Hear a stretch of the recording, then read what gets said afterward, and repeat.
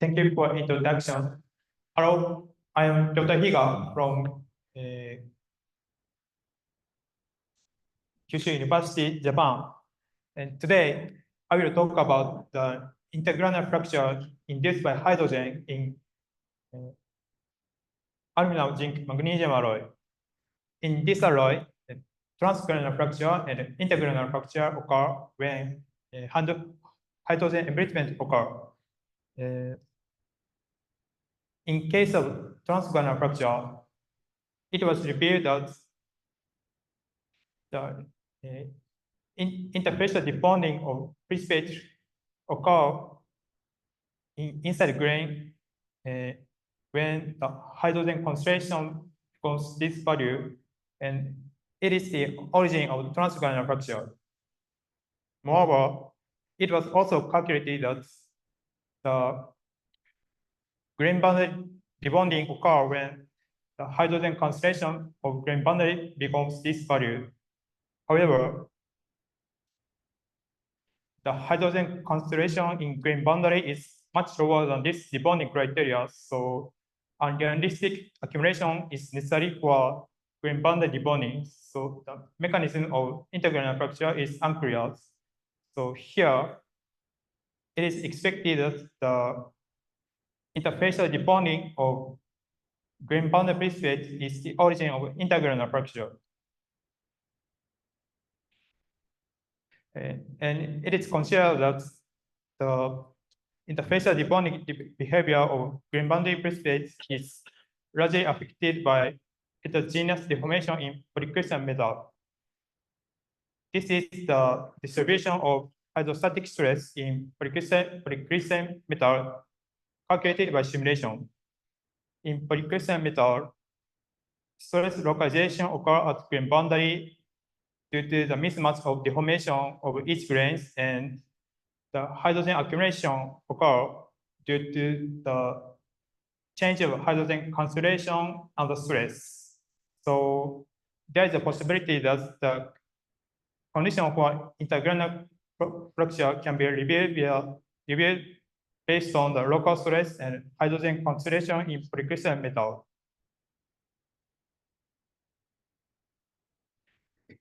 So in order to evaluate the stress and hydrogen concentration in polycrystalline metal, 3D image-based simulation is effective.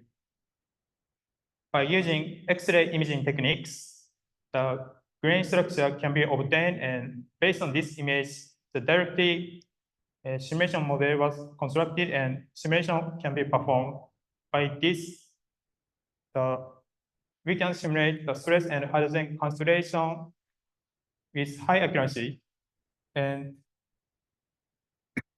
by performing the tensor test with the same specimen and observe the fracture behavior, it is possible to compare the simulation and experimental directly. So in the present study, the condition for, in the present study, the local stress and hydrogen concentration is evaluated by a 3D image spatial simulation, and the condition for propagation of intergranular cracks were revealed.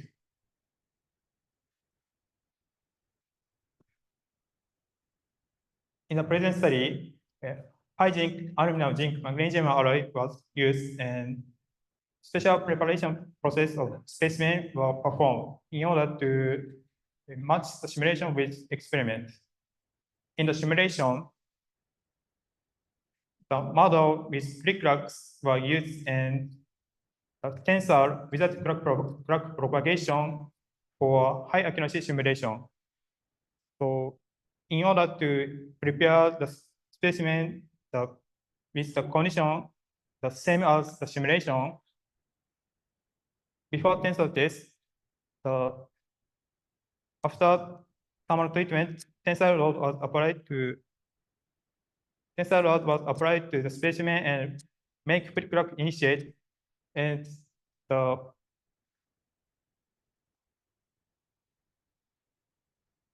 thermal treatment was performed in order to remove this strain history. Next, I will explain about the experimental methods. Firstly, 3D grain shape and orientation was observed by diffraction contrast tomography. Then in the same specimen, the in such observation of crack propagation behavior during tensile tests were performed by XACT. Next, I will show the result of observation. This is the grain image obtained by DCT. The 3D grain shape and orientation was successfully visualized. And next, this is the crack image. A lot of intergranular cracks and transgranular cracks were visualized, and the crack propagation behavior during tensile tests was successfully visualized. Next, I will explain about the condition of simulation condition. Using the image of grains and cracks, the finite element model was constructed. Using this model, the stress localization behavior was calculated by crystal plasticity FEM, and hydrogen accumulation behavior was calculated by diffusion analysis. In the diffusion analysis, the gradient of hydrostatic stress is the driving force for diffusion, and this value is calculated by CPFEM. Next, I will show the simulation results. This is the distribution of hydrogen concentration at the slice where crack exists. The hydrogen concentration increase around the crack tip and accompanied by stress elevation due to the combination of the stress singularity near the crack tip and the interaction of grains. Next, we compare the crack growth behavior and stress and hydrogen concentration distribution. This graph shows the relationship between crack growth length and stress normative, maximum stress normative grain boundary and hydrogen concentration in each crack growth path. There is no correlation shown, so it is considered that local stress and hydrogen concentration along the crack chip have nothing to do with crack growth behavior. So it is expected that this is related to the debonding behavior of grain boundary pre-states. This is a schematic illustration of stress and hydrogen concentration distribution near the crack chip. When the stress and hydrogen concentration is high at only limited region, the interfacial debonding of grain bound pre-states occur only limited region. In this condition, crack do not propagate. Crack propagation occur when the stress and hydrogen concentration is high in the broad region, and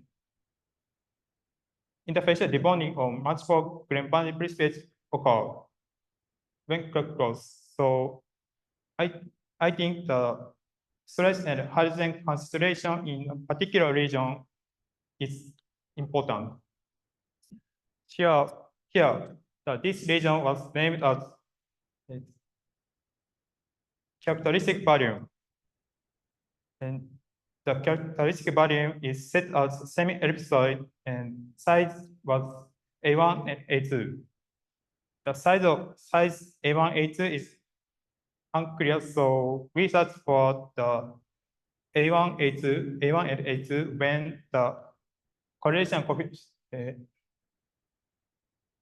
coefficient between the crack growth length and mean hydrogen concentration in characteristic volume. This is the result. So when the A1 was set to 11 micrometer and A2 was set to 0.9 micrometer, the correlation coefficient is the highest value. So in this condition, this graph shows the relationship between crack growth length and mean stress normative grain boundary and hydrogen concentration in characteristic volume.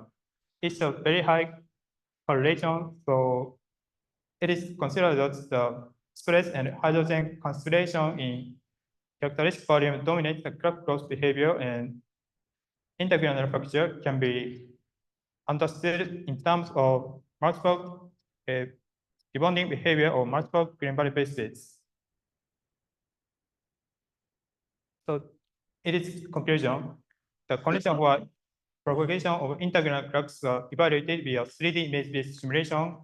As a result, it was found that the local stress and hydrogen concentration along the Crakcs chip have nothing to do with Crakcs growth behavior, and the stress and hydrogen concentration in characteristic volume has a high correlation with Crakcs growth behavior. So it is considered that the condition for intergranular Crakcs can be determined based on stress and hydrogen concentration in characteristic volume. Thank you for listening.